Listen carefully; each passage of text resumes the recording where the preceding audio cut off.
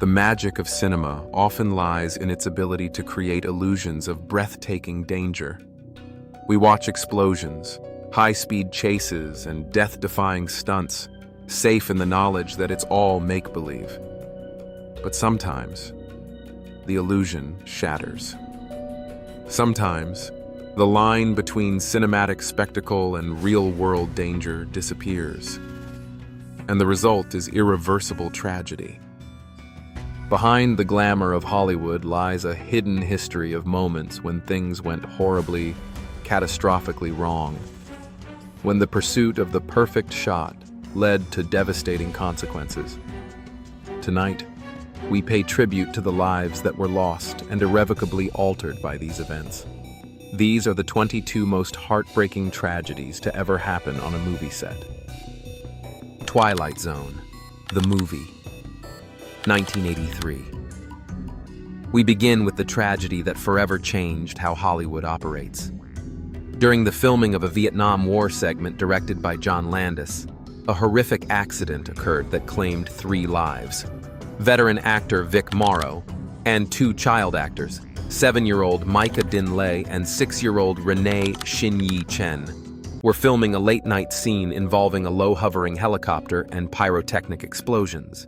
The intense heat from a special effects blast damaged the helicopter's tail rotor, causing it to spin out of control. It crashed directly on top of the 3 actors, killing them instantly. The tragedy was compounded by the fact that the children had been hired illegally to circumvent child labor laws. The incident led to a high-profile manslaughter trial where Landis and others were ultimately acquitted, but it sparked industry-wide reforms and the creation of new safety standards to protect children on set. The Crow, 1994. This is perhaps the most infamous and heartbreaking on-set tragedy in modern cinema. Brandon Lee, son of the legendary Bruce Lee, was on the cusp of superstardom. In a tragic parallel to his father's own untimely death, Brandon was killed during the filming of a scene where his character is shot. The prop gun, which was supposed to fire a blank, had been improperly prepared. A fragment of a dummy cartridge had become lodged in the barrel. When the blank was fired, it propelled the fragment out with the force of a live round, striking Lee in the abdomen. He was rushed to the hospital but died hours later, at the age of 28. His death cast a dark shadow over the film, which was completed using a stunt double and early digital effects. The Crow became a cult classic, but it remains a haunting memorial to a brilliant star whose life was cut short by a catastrophic failure of on-set firearms safety. Rust, 2021. In a chilling echo of the tragedy on The Crow, another life was lost due to a firearm mishap on the set of the Western film Rust. Cinematographer Helena Hutchins, a rising star in her field, was killed, and director Joel Souza was injured when a prop gun held by actor and producer Alec Baldwin discharged a live round during a rehearsal. The incident immediately raised serious questions about the safety protocols on set. Reports emerged of crew members having walked off the production just hours before, due to concerns about safety and working conditions. The film's armorer, Hannah Gutierrez-Reed, was later found guilty of involuntary manslaughter. Alec Baldwin also faces an involuntary manslaughter charge. The tragedy sent shockwaves through the industry, reigniting a desperate and urgent debate about the use of functional firearms on movie sets. The Midnight Rider, 2014. This tragedy stands as a stark warning about the dangers of filming without proper permits. While attempting to shoot a sequence on a live railroad trestle in Georgia, the cast and crew were struck by an oncoming freight train. The crew had been denied permission to film on the tracks, but proceeded anyway. As the train approached at nearly 60 miles per hour, they had less than a minute to evacuate. In the frantic scramble, 27-year-old camera assistant Sarah Jones was struck and killed. Several other crew members were seriously injured. Director Randall Miller was convicted of involuntary manslaughter and served a year in prison, a rare case of a director being jailed for an on-set death. The tragedy sparked the Safety for Sarah movement, a powerful industry-wide campaign to promote safer working conditions. Jumper, 2008. The dangers on a film set are not always confined to the actors. On the set of the sci-fi film Jumper, a set dresser named David Ritchie was tragically killed in a freak accident. A large frozen mixture of sand, earth, and ice, which was part of an exterior set, became unstable during dismantling. A massive chunk of the frozen material fell and fatally crushed Ritchie. The incident was a horrifying reminder that even the seemingly static elements of a set can pose a deadly risk, and that the safety of every single person on a crew must be paramount. The Dark Knight, 2008. While the film is often remembered for the tragic death of Heath Ledger before its release, a heartbreaking tragedy also occurred during its production. While filming a stunt sequence in England, special effects technician Conway Wycliffe was killed. He was in a vehicle filming a stunt car when the driver was unable to make a 90-degree turn and crashed into a tree. Wycliffe, who was leaning out of the window to get the shot, sustained a severe head injury and died at the scene. His death was a somber reminder of the immense risks that the often unseen heroes of the special effects and camera departments take to capture the breathtaking action sequences that thrill audiences. Top Gun, 1986. The thrilling aerial sequences in Top Gun are legendary, but they came at a tragic cost. Famed aerobatic pilot Art Scholl was hired to perform in-flight camera work. While executing a flat spin maneuver, a notoriously dangerous move, his plane plunged into the Pacific Ocean. Scholl's final words, captured on the radio, were, "I have a problem. I have a real problem." The plane and Scholl's body were never recovered. The film was dedicated to his memory, a permanent tribute to the skilled pilot who died while capturing the very images that made the movie an icon. The Expendables 2, 2012. This film, known for its explosive action, was the site of a horrific accident that claimed the life of one stuntman and severely injured another. While filming a scene involving an explosion on a rubber boat, the stunt went terribly wrong. Stuntman Kun Liu was killed, and his colleague, Nuo Sun, was seriously injured. The incident highlighted the extreme dangers faced by stunt performers, who often put their lives on the line for the sake of realism. The tragedy was a stark reminder that even with careful planning, the inherent dangers of working with explosives can lead to the most devastating outcomes. Deadpool 2, 2018. The production of this sequel was marred by the tragic death of stuntwoman Joy S.J. Harris. Harris, an experienced professional road racer, was performing her first ever movie stunt. The scene involved her riding a motorcycle out of a building and down a set of stairs. She lost control, hit a curb, and was thrown through a plate glass window. She was not wearing a helmet for the stunt because the character she was doubling, Domino, does not wear one in the scene. She died at the scene. Her death sparked another wave of debate and investigation into safety standards for stunt performers, particularly regarding the balance between the visual demands of a scene and the fundamental safety of the person performing it.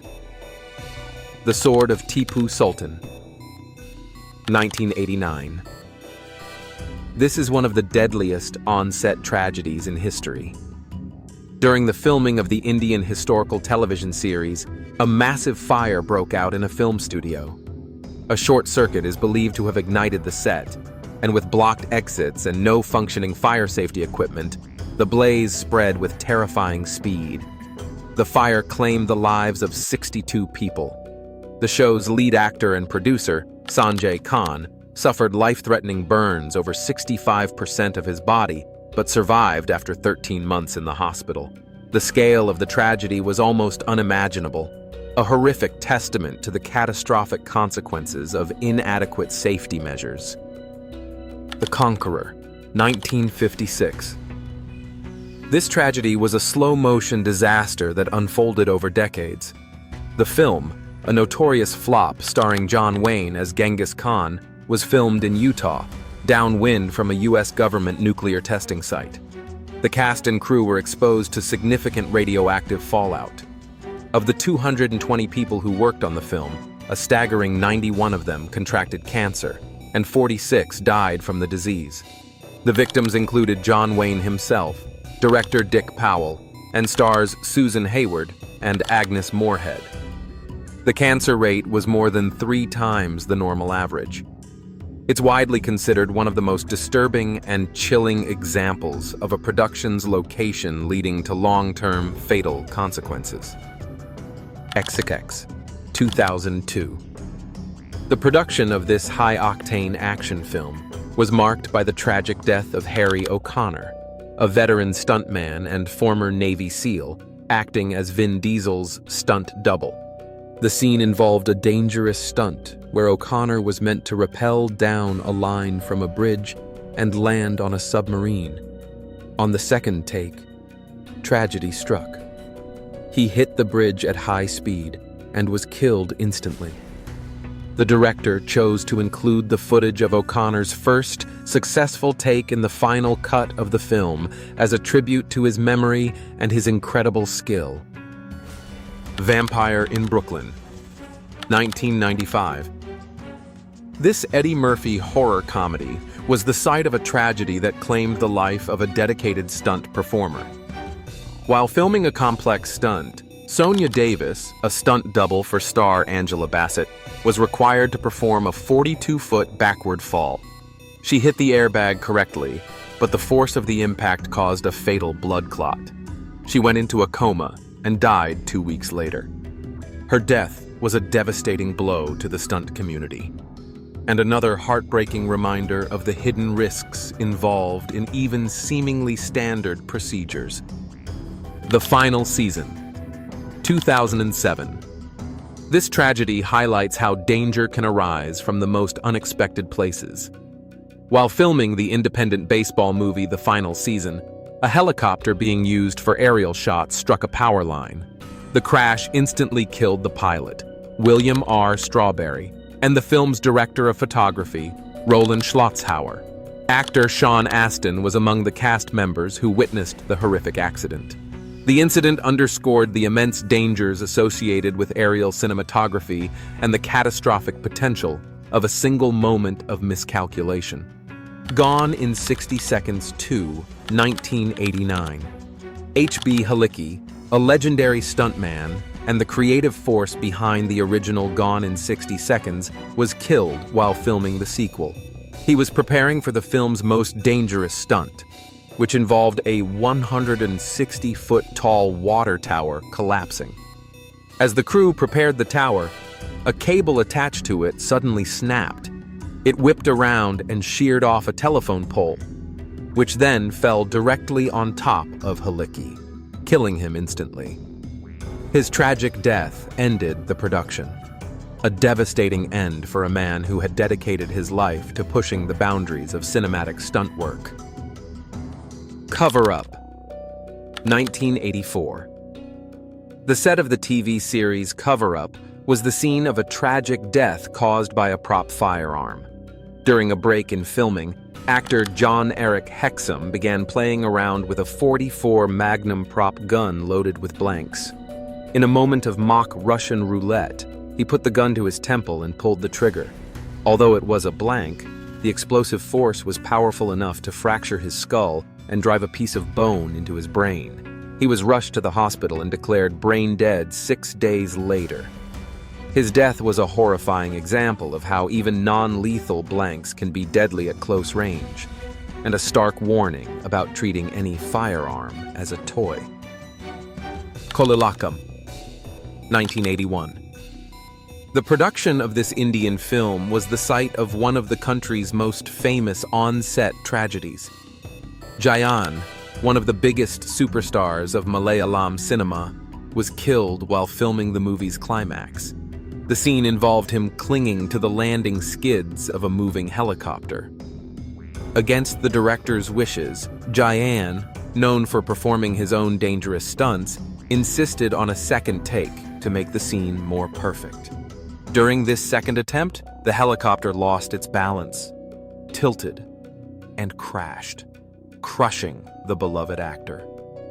His death at the peak of his career sent shockwaves across the nation and remains a legendary and heartbreaking story of an artist's fatal pursuit of perfection. Catch-22, 1970. The filming of this classic war satire was marred by a real-life tragedy. Second unit director John Jordan, who had previously lost a leg while filming, was directing an aerial sequence from a B-25 bomber. He refused to wear a safety harness, and as another plane passed underneath, the turbulence sucked him out of the open tail turret of the aircraft. He fell 2,000 feet to his death in the Gulf of Mexico. It was a horrifying accident that underscored the extreme dangers of filming in the open air. The Flight of the Phoenix, 1965. Another tragedy involving a famed aviator occurred during the filming of this survival drama. Paul Mantz, a legendary stunt pilot who had worked in Hollywood for decades, was killed while performing a touch-and-go landing in the desert. The experimental aircraft he was flying, specially built for the film, struck a small hillock, causing it to break apart and crash, killing Mantz instantly. His death was a huge loss for the industry, a pioneer of aerial stunts who died while practicing his craft. They died with their boots on. 1941. This classic Errol Flynn Western contains a tragic and hidden history. During the filming of a climactic battle scene, an extra named Jack Budlong was killed. He fell from his horse onto his own sword, impaling himself. Another actor in the same scene suffered a broken neck from a fall and later died. To make matters worse, a third actor reportedly had a heart attack and died during the same chaotic sequence. The sheer scale of the deaths in one scene highlights the often brutal and unregulated conditions of early Hollywood productions. Noah's Ark, 1928. The silent era was notoriously dangerous, and no film exemplifies this more than the biblical epic Noah's Ark. For the climactic flood scene, director Michael Curtiz ordered an enormous amount of water to be unleashed on the extras without warning. The deluge was so powerful and unexpected that 3 extras reportedly drowned. One had to have his leg amputated, and dozens more suffered broken bones and other serious injuries. The scale of the carnage was so immense that it is credited with helping to usher in the first stunt safety regulations in 1933, a tragic but necessary catalyst for change. The Right Stuff, 1983. The production of this film about the birth of the space program was struck by a devastating accident that killed a stuntman and parachutist. Joseph Svek was performing a high-altitude jump. During the jump, he failed to open his parachute and was killed on impact.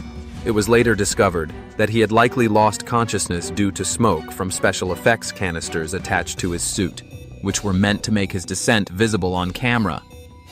It was a heartbreaking end for a skilled professional, a victim of an unforeseen technical issue in the pursuit of a visually stunning shot. The pursuit of cinematic greatness is a noble one, but these stories serve as a somber, essential lesson. They remind us that behind every stunning action sequence and every piece of movie magic, there are real human beings with real lives at stake.